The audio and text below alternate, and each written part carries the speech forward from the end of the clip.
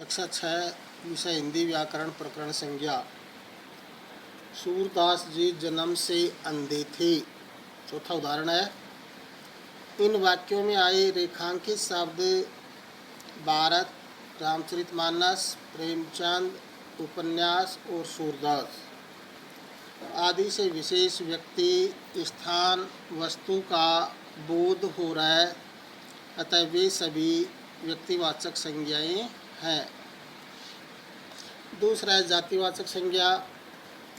जिन संज्ञा शब्दों से किसी संपूर्ण जाति का बोध हो उसे जातिवाचक संज्ञा कहते हैं। जैसे उदाहरण, पहला, लड़का पुस्तक पढ़ रहा है। दूसरा है, लेखक सदैव एकांत चाहता है। तीसरा है, चिड़िया घोंसले में बैठी है। चौथा है, नगर बहुत सुंदर है। इसमें रेखांकित है लड़का, पुस्तक, लेखक, चिड़िया, घोंसले और नगर।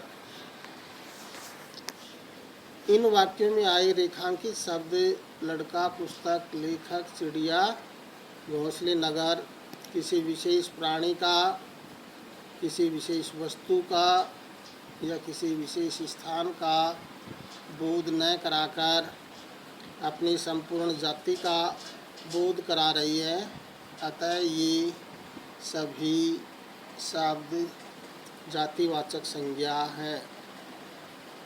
तीसरा है भाववाचक संज्ञा।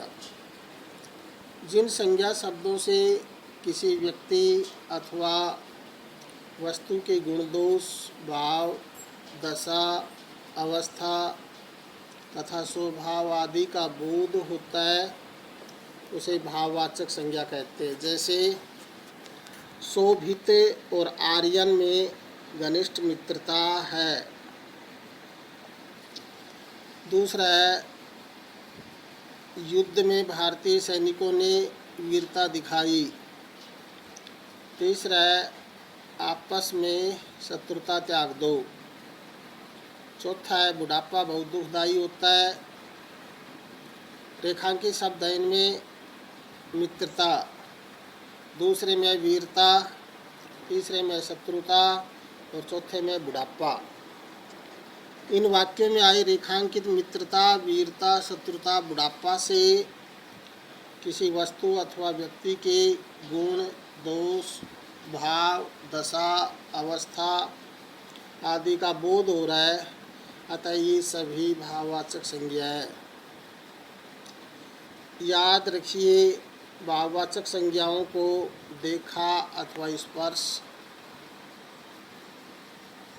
नहीं किया जा सकता, इन्हें केवल अनुभव किया जा सकता है।